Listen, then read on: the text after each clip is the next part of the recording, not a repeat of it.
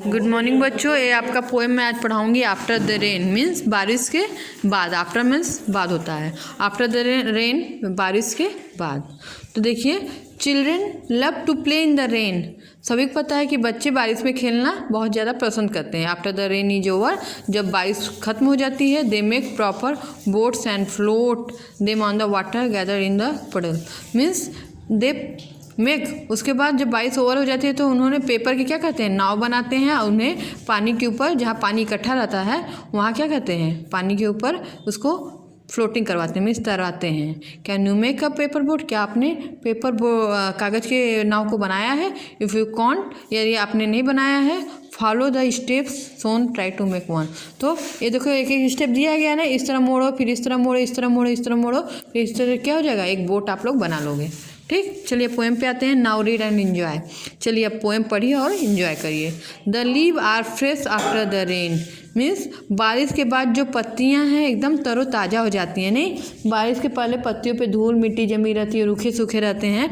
जब बारिश होती है तो सारे मिट्टी के धूल कर क्या होते हैं, एकदम साफ़ हो जाते हैं और पत्तियाँ एकदम नई नई ताज़ी ताज़ी हरी हरी दिखती हैं। तो वही चीज़ बोल रहा है, द लीव्स, जो पत्तियाँ हैं, आर फ्रेश, एकदम तरोताज़ा हो जाती हैं, एकदम ताज़ा ताज़ा दिखती हैं। आफ्टर द रेन, बारिश के बाद।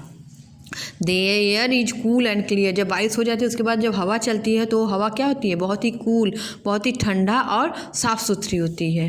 The sun is shining warm again, और उस समय फिर दोबारा सूरज, अगेन मतलब दोबारा क्या करता है, द सन इज शाइनिंग, जब सूरज चमकता है तो दोबारा क्या करता है, वार्म अगेन, गर्मी पैदा कर देता है। पूरा वातावरण क्या होता है, गर्म फिर धीरे धीरे होता है।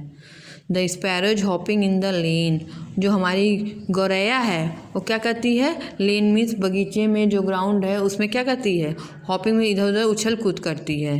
And brisk and full of cheer, और वो पूरा उत्साह, सभी चीज़ें उत्साह के साथ एकदम फुल भरे हुए होते हैं। ठीक है, नेक्स्ट देखिए।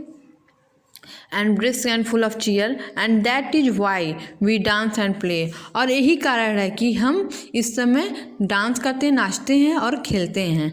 And that is why we sing, और यही कारण है कि हम क्यों गाना गाते हैं। कॉलिंग आउट इन वॉइसेज गे, और हम गे मतलब बहुत ही खुशी वाले आवाज़ में कॉलिंग आउट में चिल्लाते हैं, एक तरीके से हैं। We will not go to school today, इस दिन हम स्कूल नहीं जाएंगे। नॉट लर्न एनीथिंग, नहीं कुछ सीखेंगे। मीन्स एक बारिश जब होती है तो ऐसा एक माहौल बन जाता है बच्चों के बीच की, बारिश होगी तो हम कुछ सीखेंगे नहीं, हम ये करेंगे, गाना गाएंगे, ऐसे है, नाव तैराएंगे। तो पूरे बच्चों की आवाज़ क्या होती है, उत्साह से भरी होती है, वे गाना गाते हैं। And that is why we sing, हम गाना गाते हैं, इस कारण हम गाना गाते हैं। फिर हम लोग प्लानिंग कर लेते हैं कि हमें आज स्कूल नहीं जाएंगे, हमें आज कुछ सीखना है, नहीं कुछ सीखेंगे। आगे देखिए।